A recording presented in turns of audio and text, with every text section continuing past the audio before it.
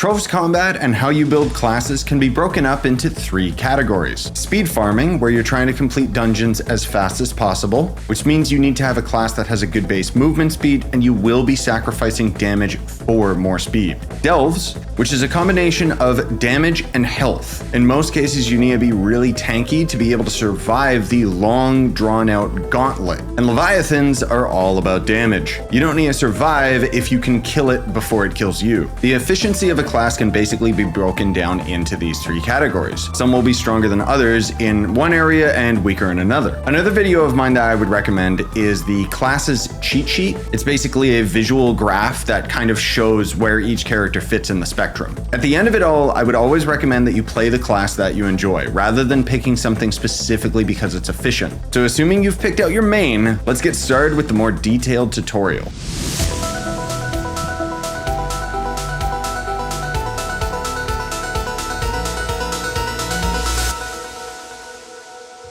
The Vanguard was Trove's first fist-fighting character, which was pretty exciting back in the day.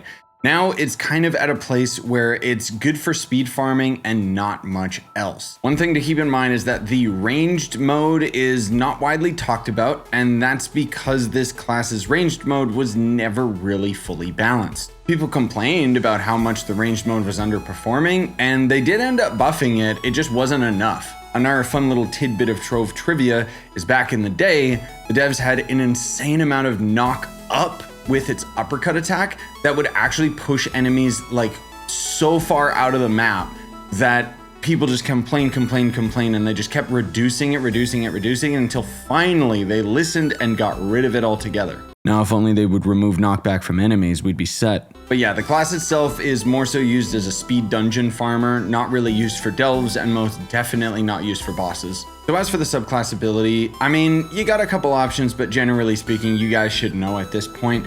Lunacy is going to be really good just because it'll make you get more movement speed and do more damage, and that's kind of the main point of the Vanguard. So the only other thing that I could see you using is maybe Candy Barb, just for that very unlikely chance of gaining a movement speed buff, and maybe the Bard one because of the low chance of gaining the movement speed buff. But for my money, I would say Lunacy, maybe using the mounted cavalry like the knight subclass ability just so that you can get that mount movement speed to kind of keep up, but that's up to you. You wouldn't really be using some of the good subclass abilities like the Solarian because you're not really a damage dealer. But yeah, Solarian would end up being good just because of the extra light as well if you absolutely must use it as a fighter.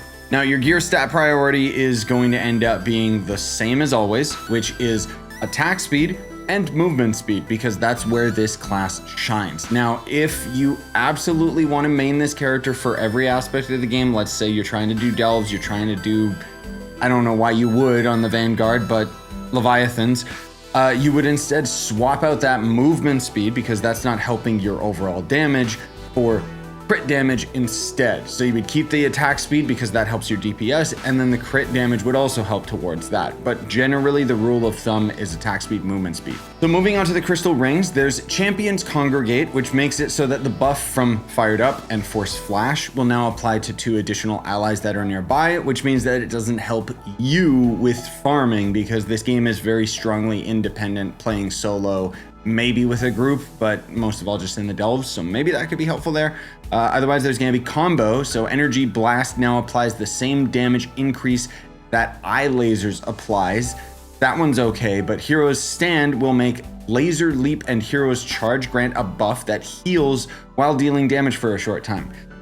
Frankly speaking, none of these are good. I guess if I had to choose one, I would say combo, just because the Energy Blast boost, but the Energy Blast is again going to end up being a ranged ability. So it's kind of lame that you have to end up using a crystal ring effect in order to end up getting the range to be like kind of optimal.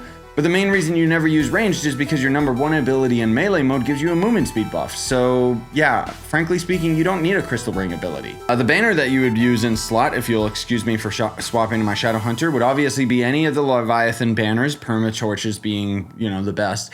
And I always use the knotted shadow permatorch just because it gives you that extra movement speed, which is something that I really prioritize on my classes. And again, Vanguard is all about speed. So for your ally, because once again, you're not really using this character as a damage character. We're actually going to ignore all other allies and just say, use the speedy ones. So Scorpius is going to end up giving you a movement speed ability when a nearby enemy dies. And then otherwise it would just be like Raptor Berserker if you're earlier on in the game, something like that. Basically anything that gives you that movement speed buff. Otherwise you don't need any of the other allies. So coming over here from the hub area, it would just end up being in the Astrolabe or the star chart. And I think it's, is it this one? No, that's Starry Skyfire, so it's gotta be this one. Yeah, this is Scorpius right here. You'll inevitably get Scorpius because you need that light node anyway. Speaking of the skill tree, you're going to end up prioritizing the Life Leech node, which will give you a lot more survivability, which is pretty good on the Vanguard, frankly speaking. And then otherwise, I prioritize the movement speed nodes, the light nodes, and the damage nodes. Of course, following the same tree as me, just because I have my skill tree set towards physical damage. As for your Flask, frankly speaking, any of these are the best Flasks in the game. I always use Death Defying because I'm lazy. I'm very upfront about that with you guys, especially because the end game enemies are going to hit you so hard that you kind of need to have Death Defying just to survive long enough. I mean, if I think about trying to take a Vanguard into the, D15, U12 Longshade world, it brings me immediate pain because I don't think that this class is viable for there. But anyways, yeah, that would be my pick. Otherwise, Conjurer's Crucible, just because it'll give you longevity of farming, so long as you have a high enough magic find. As for the emblem, that's a little bit more open-ended. You could use Martial Emblem. I mean, you pretty much have to use Martial Emblem because the endgame enemies are so tanky. But if you're sticking to a lower Uber world, just because you're, trying to be as optimal as far as your speed farm is concerned, maybe you're just trying to end up grinding gearboxes, so you stick in U6 or D9, I think it is. I'm still trying to memorize the difficulty titles. But anyways, yeah, Martial Emblem would be a must. Trailblazing would probably be your next bet.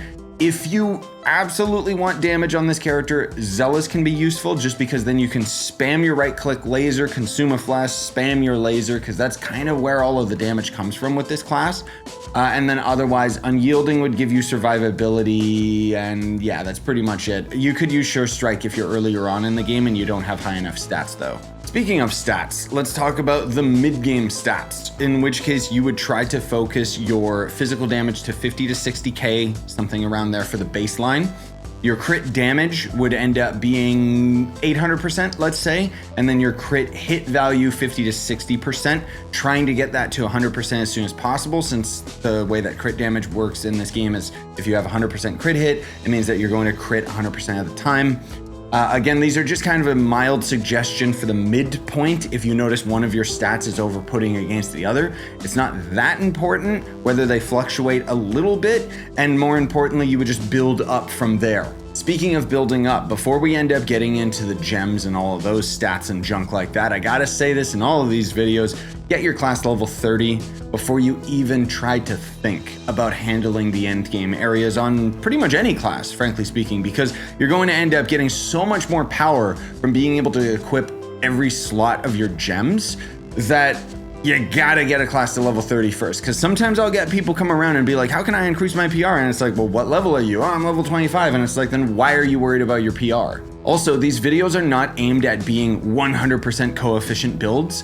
And when we talk about the gems, more specifically the boost that you're going to have with the stats, I'm kind of giving you kind of like a ballpark estimate of what you can aim for, because when it comes to coefficiency, every single class in this game starts with different stats, and thus they end with different stats, which means there's a very subtle nuance to each and every character in the game to being their max coefficiency.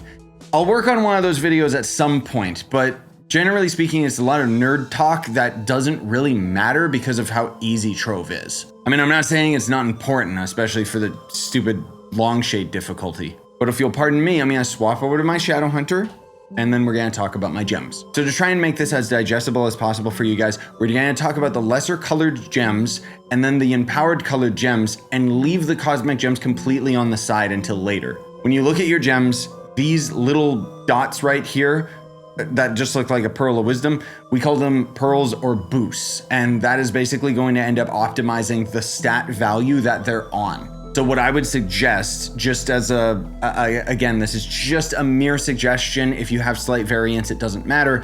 but you would have 3 of your lesser gems be 2 pearls physical damage, 1 pearl crit damage, no pearl crit hit, and then the other 3 would be the reversal, where you would take those 2 pearls onto crit damage, 1 pearl physical, no pearls crit hit. And then I like to make all of my empowered colored gems just 2 pearls physical damage, 1 pearl crit damage, no pearls crit hit.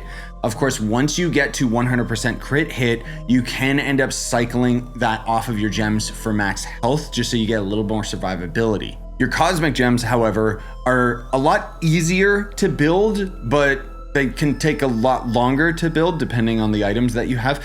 You're gonna have all your boosts into light, all 3 of them, and then the extra stats are gonna be crit damage, physical damage. This applies to the empowered gem as well. Now, speaking of the empowered gem abilities, you do want to have the class ability, which is Hero's Mantle. So it makes it so that connecting with the final blow of a combo reduces the ability cooldown slightly. That's very, very important, because as you're like punching enemies, basically the uppercut is going to reduce cooldown on your other abilities so that you can spam your movement abilities and such. I will say that the ideal method of playing this class, or should I say the intended design of it, is that you would swap into range mode, do a bunch of your buffs, swap back to melee mode, and do a bunch of your buffs. And that's kind of the cycle that they're trying to portray with this character. It's just that the range mode is so garbage, no one does it. As for your other empowered gems, I would suggest Pyrodisc is a must, because you're trying to go as fast as possible.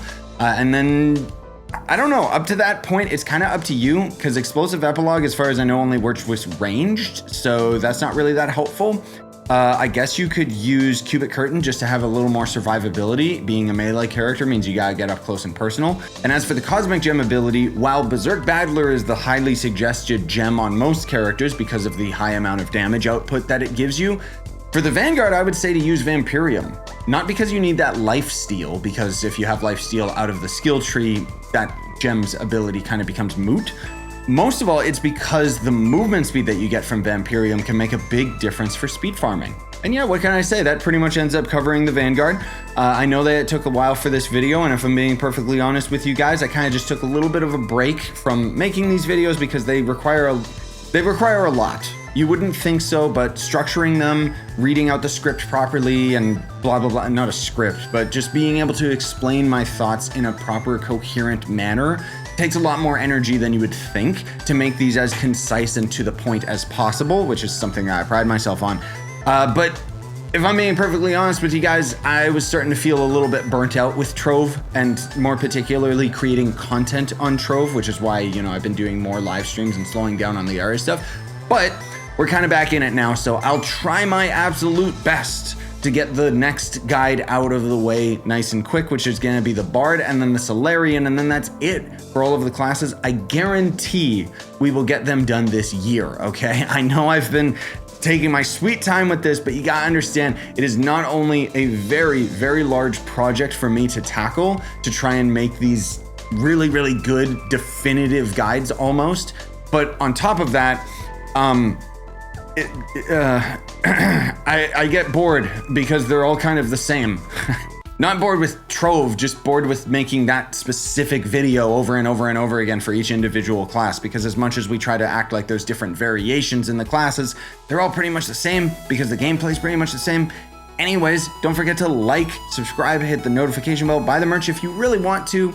You know, it's just a way that you can help me, and most of all because I've made the merch as cheap as I humanly can right now because I swapped everything over to a different store.